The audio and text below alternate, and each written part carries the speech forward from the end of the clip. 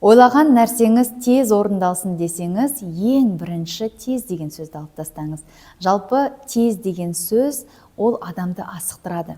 Оның үстіне асыққан адамда сабырсыздық болады. Ал сабырсыздық ол біздің жүрек чакрамызды жабады. Ал жүрек чакрасында, яғни жүректе барлық нақты жауаптар бар. Яғни сол арқылы біз дұрыс жолға түсеміз, сол арқылы біз шынымен бұл дүниеге не үшін келгенімізді түсінеміз. Және сол арқылы біз жақсы табыс табамыз, біз өзімізді түсінеміз. Сол себептен де орындалған нәрсенің, ойлаған нәрсенің орындалуына ең бірінші осы әсер етеді. Армысыздар достар, YouTube каналыма қош келіпсіздер. Сіздермен әдеттегенше Адия Аралбай каналыма қош келіпсіздер. Бүгін сіздермен рухани өте тамаша тақырыпты қозғайтын боламыз. Сондықтан да каналымнан алыстамаңыздар. Егер менің каналым ұнаса, лайк басып, жазылып, өз ойларыңызды тастап кетсеңіздер болады. Сонымен қатар алу беру заңы бойынша, егер сізге бұл ақпарат шынымен пайдалы болса, шынымен көңіліңізден шығып жатса, міндетті түрде өз жақсы тілегіңізді жазып кетсеңіздер болады. Немесе қазір сізді мазалап жүрген кез келген сұрақты жазсаңыздар, мен міндетті түрде күнде кешке барлық комментарийларға жауап беріп отырамын. Ал мен бүгінгі тақырыпты бастаймын.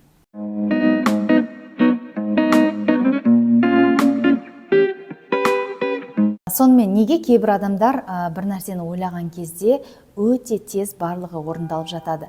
Яғни бұның ең бірінші белгісі адам дұрыс жолда деген сөз.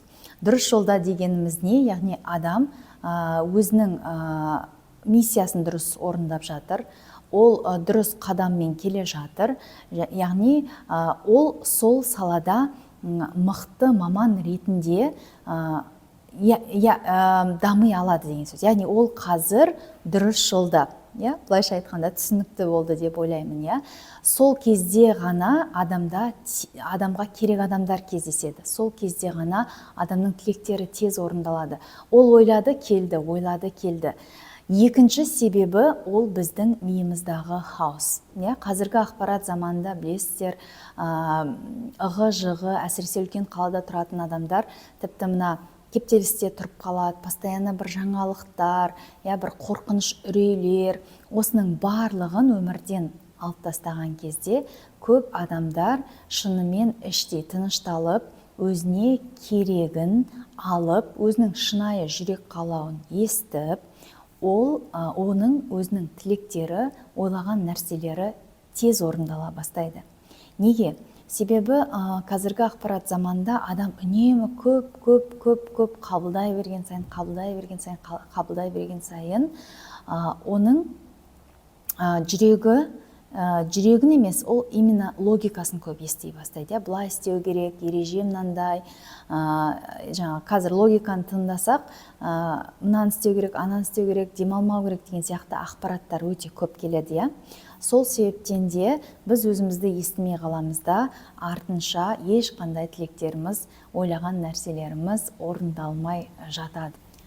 Үшінші маңызды себебі, егер адамның ішкі агрессияға, қорқынышқа толы болса, оның энергиясы өте ауыр болады, яғни ол жерге жақын болады. Ал адамның тілектері, ол жалпы өте жеңіл болған кезде. Жалпы әйел адамға, енді әйел мен ер азамат салыстыратын болсақ, мысалы, әйелде қай кезде тезірек тілектер орындалады? Ол жалпы жеңіл болған кезде. Әйел табиғатынан должна быть легкая дейді ғой, жаңағыдай бір болмайтын мелочтарға қуана білу, алғыс айту, күнделікті отбасына бір береке кіргізіп отыру, осылардың барлығы әйел адамның жеңіл энергиясын білдіреді. Сонымен қатар, егер де ол мысалға бір мақсатына толыққанды кет қалып, үйді ұмытып, немесе демалуды ұмытып, денсаулығына мән бермей кетсе, сондай адамдарда тоже энергия төмен болады.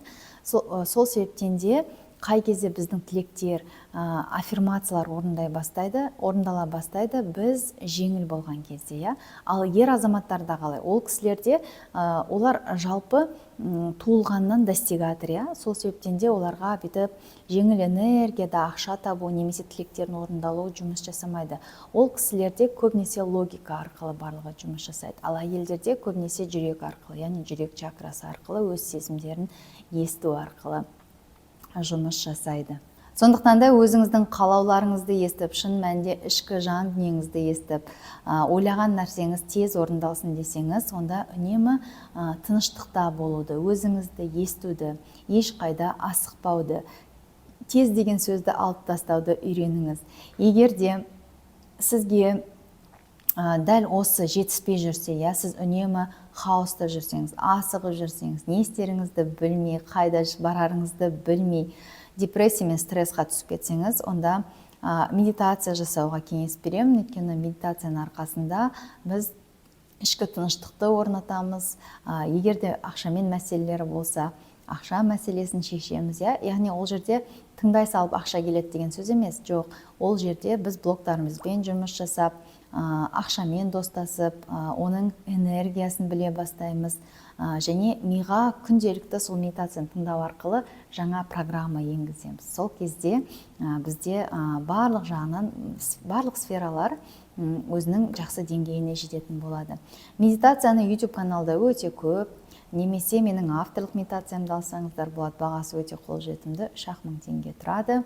Сондықтан да осы WhatsApp номерге жазсаңыздар, сіздерге қыздар, көмекшілер медитацияны сатып алуға, қалай оны тыңдауға барлығын түсіндіріп беретін болады. Ал егер де сізде қандай да бір қазір мәселелер болса, қиналып жүрсеңіз, немесе ақша потогыңызды ашқыңыз келсе, немесе балалармен бір мәселелер болса, отбасы жағдайы, ене келін тақырыбы сізге қызық болса, немесе сізге шынайы көмек керек болса, онда консультацияға келсеңіздер болады. Мен Алматы қаласында тұрам.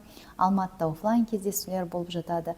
Егер де басқа қаладан болсаңыз, онлайн видеозвонокпен консультациялар өтіп жатады. Сонымен қатар тамаша курстар мен электронды кітаптар бар. Және трансформациялық ойын ойнасаңыздар болады. Жалпы барлық ақпаратты осы WhatsApp номердан біле аласыздар. Ал мен келесі көріскенше күн жақсы деймін. Сау болыңыздар.